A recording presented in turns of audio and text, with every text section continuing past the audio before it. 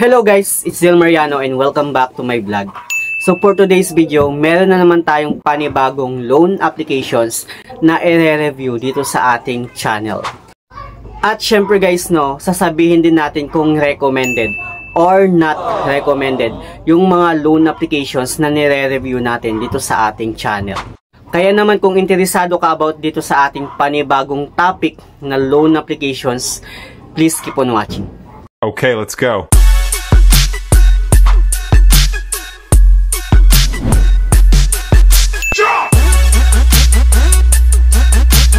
Bago natin simulan itong topic natin ngayon guys, meron nga pala akong nilagay ng mga link ng mga loan applications dyan sa may description box at sa may comment section kung saan nag-offer nga sila ng 0% interest sa ng first na loan.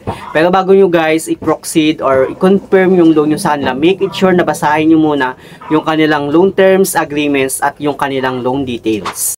So itong loan applications guys na babanggitin ko ay itong si JetPeso kung saan matagal na siyang naka-install yung kanyang apps dito sa aking phone. At ngayon ko nga lang siya binuksan at out of curiosity trinay ko nga mag-apply kung okay nga bang utangan itong si JetPeso. So dito nga guys pagka-open ko ng kanyang apps, which is kailangan daw nating mag-login, pero kung wala ka pang account dito kay JetPeso, nasa baba niya guys, makikita natin yung registration. So, click mo lang yon. Then, dito nga guys, mag-register tayo at mag-provide ng cellphone number na gagamitin natin sa kanilang applications. Plus, ilalagay din natin guys yung 4-digit code na ma-receive natin dun sa number na ginamit natin. At dito sa baba niya guys, kailangan din natin gumawa ng 6-digit password. So, pag okay na yun guys, click mo lang, i-check mo lang yung box sa baba niya.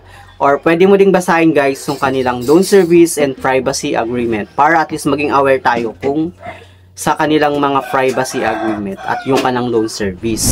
So after nun guys, mapupunta na tayo dito sa kanang dashboard kung saan meron nga daw 30,000 na maximum loan amount na pwede nating mahiram dito sa kanilang apps. Pero syempre guys, hindi muna tayo magsimula sa mas mataas na amount, kundi mag-start muna tayo sa mababa, lalo na kung first time borrower ka pa lang.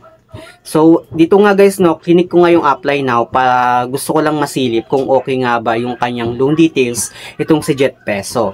And dito nga guys, magpipill up tayo ng ating basic information kung saan pipilapan natin guys yung ating usage of loan at maglalagay din tayo guys ng ating email address, yung ating Facebook personal homepage link. So, ilalagay din natin yung guys, yung ating Messenger Viber per option na lang yun, yung backup phone number option na lang din guys.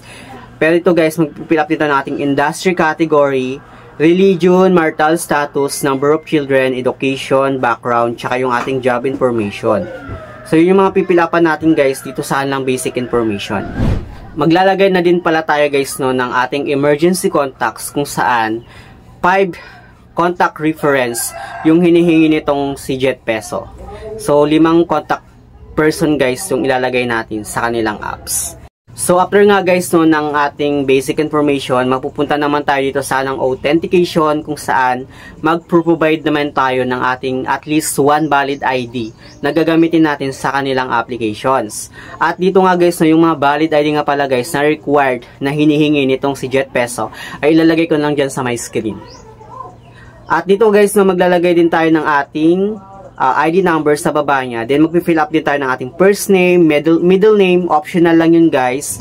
Then yung last name natin, yung gender, at pati na rin yung ating date of birth. So yun yung mapipilapan natin dito guys sa lang authentication. Pero bago pala yun guys pipicturean pala muna natin yung front ng ating ID. Then magsa-selfie lang tayo guys for facial recognition. Then mapupunta na tayo guys dito sa lang references kung saan pwede kang magdagdag ng information mo like yung job information, yung business information.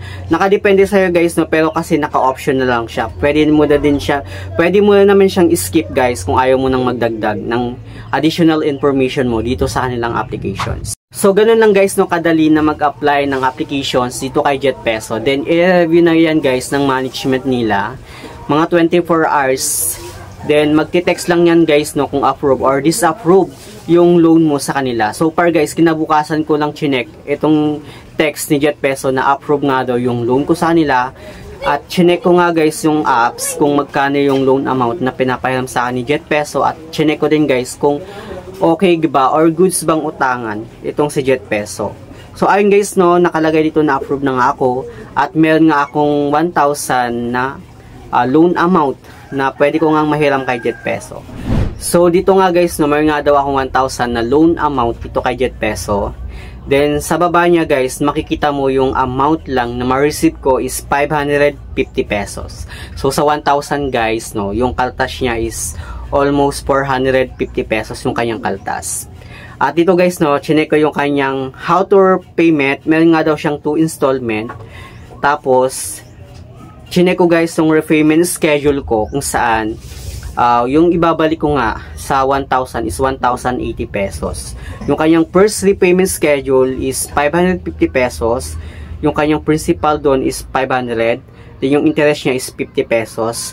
Tapos sa second repayment schedule naman niya guys, no, is 530 pesos yung babayaran ko doon.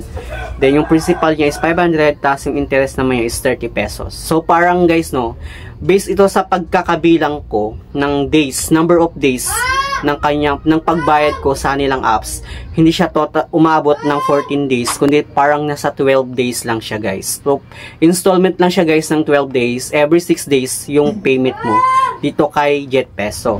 So imagine mo guys, no, sa 1,000 nahihiramin mo dito kay Jet Peso, 450 yung kaltas niya.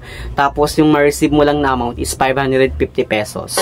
Tapos meron pa siyang interest na 80 pesos. Kahit sabihin mo guys na 2 installment siya in just 12 days, hahatiin guys yung utang mo, hindi pa din siya okay, hindi pa din siya goods, at hindi siya guys recommended itong si Jet Peso.